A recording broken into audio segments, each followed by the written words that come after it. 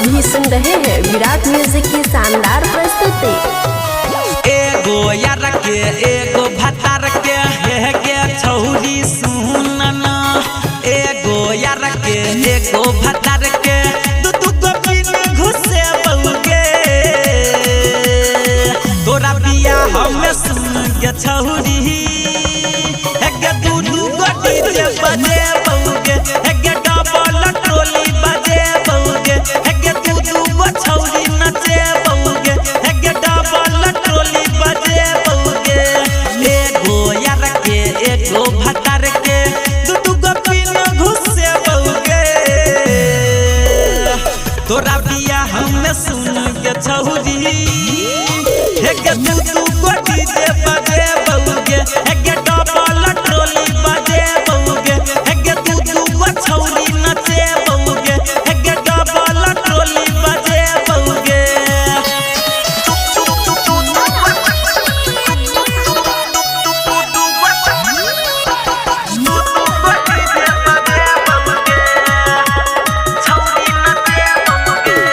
पहिले बजे बहू मैथिली गाना बात में सुन भोजपुरी। तोरा भतार के सुन के छौरिया नचे बहू हम वाला जोड़ी।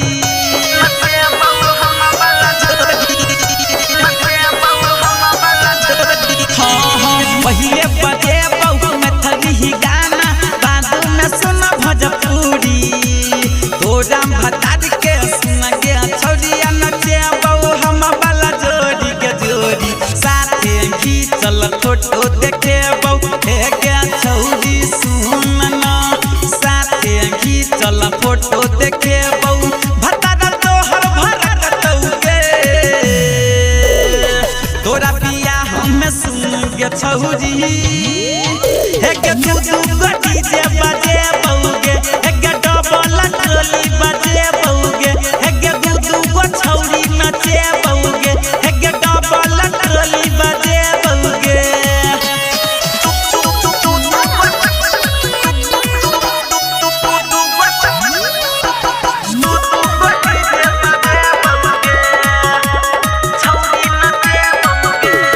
हे तम जब जाई माला तो हरदम डीजे के बेस बढ़ेब। ससुरा में जाई के सुन गे छौरिया ननद के तोरा पटेब।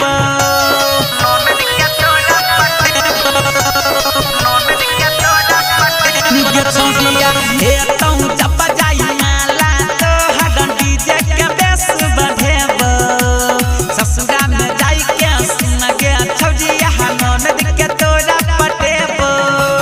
सत्यम राज सरा के पंकज हे के छौरी सुनना, सत्यम राज सरा के पंकज डीजे पर कमर हिले तौगे।